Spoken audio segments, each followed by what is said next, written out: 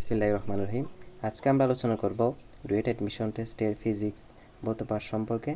তো প্রথমত আমরা দেখব ভেক্টর আমরা যা দেখব ভেক্টর রাশি কি, স্কেলার রাশি কি, ভেক্টর রাশি সংক্রান্ত কিছু সংজ্ঞা, বিভিন্ন সূত্রসমূহ, গাণিতিক সমস্যাসমূহ, টাইপ ভিত্তিক সমস্যা। তো শুরু করা যাক। তো প্রথমে আমরা দেখব হচ্ছে যে রাশি। রাশি কি? বস্তু জগতে যা কিছু পরিমাপ করা যায় তাই হচ্ছে কি রাশি। যেমন আমি যদি একটা ব্যক্তি বলি, আমিও যদি ওর থেকে আস্ক করি যে তোমার উচ্চতা কত, ও যদি বলে 5 ফিট, তো এই 5 ফিটটা হচ্ছে কি ওর উচ্চতা, এটা হচ্ছে দৈর্ঘ্য, কোনো বস্তুর দৈর্ঘ্য। তাহলে কোনো বস্তুর দৈর্ঘ্য, ওই দৈর্ঘ্যটা হচ্ছে কি একটা রাশি। যদি কোনো বস্তুর ওজন বলি, ওজনটা হচ্ছে একটা কি রাশি। তাহলে রাশি হচ্ছে যা কিছু পরিমাপ করা যায় তা হচ্ছে কি রাশি। এই রাশি মূলত আবার দুই প্রকার, একটা হচ্ছে ভেক্টর রাশি, একটা হচ্ছে যে স্কেলার রাশি। আচ্ছা, প্রথমে আমরা ভেক্টর রাশি কি দেখি। ভেক্টর রাশি হচ্ছে যে যে রাশিকে প্রকাশ করার জন্য মান এবং দিক উভয়ের প্রয়োজন হয়। মানও লাগবে এবং কি দিকও লাগবে, মানও লাগবে। তাহলে মান এবং দিক উভয়ের প্রয়োজন হয়, তাকে কি বলে ভেক্টর রাশি। আচ্ছা, ধরা যাক তুমি একটা রাস্তার বিপরীত পাশে এবং তোমার বন্ধু একটা রাস্তার বিপরীত পাশে দাঁড়িয়ে আছে। তো এখন তোমার বন্ধু বলল তোমাকে যে আমি রাস্তার রাস্তার বিপরীত পাশে আছি। এখন তোমার বন্ধু যদি বলে আমি রাস্তা থেকে কি 50 ফিট দূরত্বে আছি। কত ফিট? 50 ফিট। তাহলে 50 ফিট যদি দূরত্বে আছে বলে তুমি যদি রাস্তা বরাবর সোজা যেতে থাকো, তাহলে 50 ফিট গেলা। 50 ফিট যাওয়ার পর দেখতেছো তোমার বন্ধু নেই। তোমার বন্ধু বললো কি আমি রাস্তা থেকে 50 ফিট দূরত্বে আছি, ঠিক, কিন্তু আমি রাস্তা থেকে উত্তরে 50 ফিট দূরত্বে আছি। রাস্তা থেকে আমি উত্তর দিকে 50 ফিট দূরত্বে আছি। অর্থাৎ এই যে রাশিকে প্রকাশ করার জন্য এটা হচ্ছে কি দিক। আমি কোন দিকে আছি? উত্তর দিকে। এবং কত ফিট দূরত্বে? 50 ফিট। তাহলে এটার জন্য আমার কি লাগলো? মান লাগলো। এবং কি আবার এদিকে কি লাগলো? দিকের প্রয়োজন হলো। তাহলে যে রাশিকে প্রকাশ করার জন্য মান এবং দিক দুইটারই প্রয়োজন, সেটা হচ্ছে কি ভেক্টর রাশি। এখন এরপর একটা হচ্ছে কি রাশি দুই প্রকার, একটা হচ্ছে ভেক্টর, একটা স্কেলার। এখন স্কেলার রাশি। স্কেলার রাশি কি? যে রাশিকে প্রকাশ করার জন্য শুধুমাত্র কিসের প্রয়োজন হয়? মানের প্রয়োজন হয়, তাকে কি বলে? স্কেলার রাশি বলে। এখন আমি যদি বলি যে একটু আগে যেটা এক্সাম্পল দিলাম সেটা হচ্ছে কি একটা ব্যক্তি, এর উচ্চতা জিজ্ঞেস করা হলো তোমার উচ্চতা কত, বললো হচ্ছে 5 ফিট। তাহলে 5 ফিটটা হচ্ছে কি একটা মান। তাহলে দৈর্ঘ্য, এই দৈর্ঘ্যটা হচ্ছে কি একটা স্কেলার রাশি। আচ্ছা, ভেক্টর রাশি কি কি হতে পারে? ভেক্টর রাশি হচ্ছে তোমার যেমন সরণ হতে পারে, ওজন হতে পারে, ওজন, এরপর হচ্ছে ব্যাগ ইত্যাদি, এগুলো হচ্ছে কি ভেক্টর রাশি। আর স্কেলার রাশি কি? স্কেলার রাশি হচ্ছে কি কোনো বস্তুর দৈর্ঘ্য, এরপর ভর ইত্যাদি, এগুলো হচ্ছে কি ভেক্টর স্কেলার রাশি। আচ্ছা, ভেক্টর রাশিকে কিভাবে প্রকাশ করা হয়?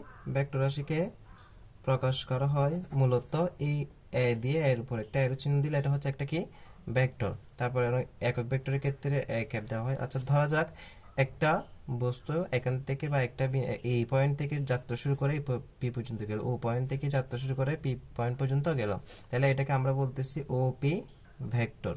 আর ধরো আমার একটা এ ভেক্টর হতে পারে, আবার আমার কি হতে পারে বি ভেক্টরও হতে পারে। অনেক সময় ভেক্টরকে আবার এবারও লেখা হয়, আবার হচ্ছে যে কি আবার নিচেও লেখা হয়, আবার এটাও লেখা হয়। এই তিনটাই ফরম্যাটে কি লেখা হয় হাতে লেখার সময়। এখন আমরা দেখব ভেক্টর রাশি সংক্রান্ত কতিপয় কিছু সংখ্যা। আচ্ছা, প্রথমে হচ্ছে ধরো সমান ভেক্টর। সমান ভেক্টর জিনিসটা কি? ধরো আমার একটা ভেক্টর আছে কি এ, একটা ভেক্টর এ আছে, একটা ভেক্টর হচ্ছে কি বি ভেক্টর।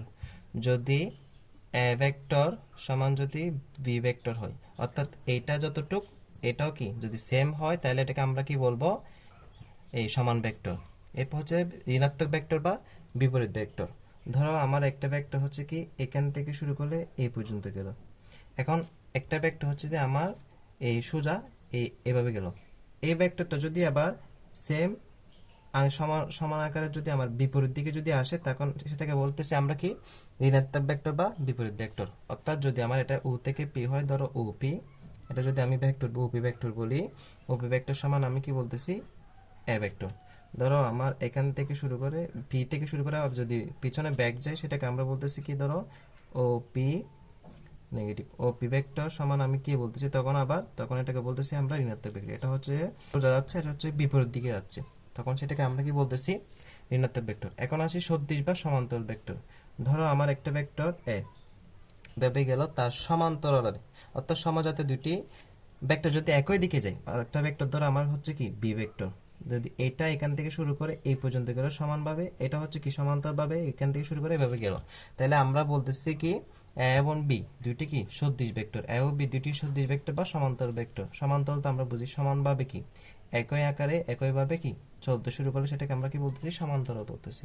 বিসদৃশ ভেক্টর যদি সমজাতীয় দুইটি ভেক্টর যদি কি বিপরীত দিকে কি কাজ করে, একটি ভেক্টর গেল এই এ ভেক্টরটা গেল এইদিকে, আর ধর বি ভেক্টরটা তার বিপরীত দিকে গেল, কিন্তু সমজাতীয় দুইটি ভেক্টর যদি কি বিপরীত দিকে কাজ করে তখন আমরা বলতেছি এ ও বি কি দুইটি কি বিসদৃশ ভেক্টর।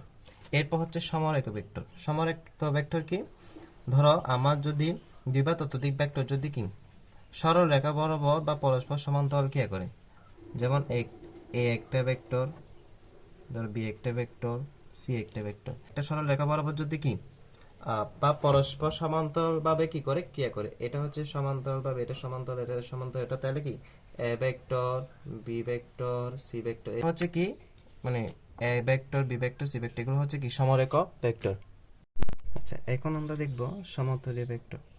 সমতলীয় ভেক্টর জিনিসটা কি, দুই বা ততোধিক ভেক্টর যদি একই সমতলে অবস্থিত হয় তবে তাদেরকে আমরা বলবো সমতলীয় ভেক্টর। যেমন এ একটা ভেক্টর, বি একটা ভেক্টর, সি একটা ভেক্টর, যদি এগুলো কি হয় একই সমতলে অবস্থিত হয় তাহলে এগুলো সমতলীয় ভেক্টর। বিপ্রতীক ভেক্টর কি, ধরো একটা ভেক্টর হচ্ছে আমার কি যদি tan i হয়, তাহলে আমার বিপরীত ভেক্টর যদি আমি বলি তাহলে একটা ভেক্টর হবে কি এটার বিপরীত, অর্থাৎ এটা যদি tan হয় এটার উল্টা কি হবে 1/tan হয়। এটা হচ্ছে বিপরীত ভেক্টর। তারপর হচ্ছে যে সঠিক ভেক্টর। সঠিক ভেক্টর কি, যার মান কি নয় শূন্য নয়, যেটার ভ্যালু শূন্য নয়, যে ভেক্টরের মান শূন্য নয় সেটা হচ্ছে সঠিক ভেক্টর। নাল ভেক্টর কি, যে ভেক্টরের মান শূন্য সেটা হচ্ছে কি নাল ভেক্টর। একক ভেক্টর। একক ভেক্টর হচ্ছে কি, যদি কোনো ভেক্টরের মান একক হয় তাহলে তাকে আমরা বলবো একক ভেক্টর। যেমন একক ভেক্টরকে কীভাবে প্রকাশ করা হয়, এই এ ক্যাপ দিয়ে তারপর হচ্ছে যে এ ভেক্টর, ভেক্টরকে এ মডুলাস, এটা হচ্ছে কি একক ভেক্টরকে প্রকাশ করা হয় এভাবে। একক ভেক্টরের মান কি হবে না কখনোই এই ভেক্টরের মান কি হবে না জিরো হবে না, এটাকে এও লেখা যায় এভাবেও লেখা যায়। তো এখন একক ভেক্টর নিয়ে আমরা একটু বিস্তারিত দেখব সামনে। তো এরপর আয়ত একক ভেক্টর। আয়ত একক ভেক্টর কি, ত্রিমাত্রিক কার্তেশীয় স্থানাঙ্ক ব্যবস্থা তিনটি ধনাত্মক বরাবর যে তিনটি একক ভেক্টর বিবেচনা করে। যেমন এটা ত্রিমাত্রিক একটা কার্তেশীয় স্থানাঙ্ক ব্যবস্থা যদি বলি, এটা ধরো এক্স অক্ষ, এটা যদি আমি ওয়াই অক্ষ বলি, এটা যদি জেড অক্ষ, এই এক্স অক্ষ বরাবর এটা হচ্ছে কি আই একক ভেক্টর, যে অক্ষ বরাবর যেটা আছে সেটা বলবো আমরা কি জি একক ভেক্টর, আর জেড অক্ষ বরাবর যেটা থাকবে সেটাকে আমরা বলবো কি কে একক ভেক্টর। এগুলো সম্পর্কে একটা সূত্র নিয়ে আমরা সামনে দেখব। আপাতত আমরা একটু মূল জিনিসটা দেখতেছি। অবস্থান ভেক্টর। অবস্থান ভেক্টর হচ্ছে যে প্রসঙ্গ কাঠামোর মূল বিন্দু সাপেক্ষে কোনো বিন্দুর অবস্থান যে ভেক্টর দিয়ে নির্দেশ করা হয় তাকে ওই বিন্দুর অবস্থান ভেক্টর বলে। ধরো ও হচ্ছে একটি প্রসঙ্গ কাঠামোর মূল বিন্দু, এবং পি যে কোনো একটু, এখানে পি যেটা আছে এটা হচ্ছে যে কোনো একটা বিন্দু, আর ও পি ভেক্টরটি ও বিন্দু সাপেক্ষে পি বিন্দুর অবস্থান নির্দেশ করছে। এখানে ও পি হচ্ছে কি একটা অবস্থান ভেক্টর।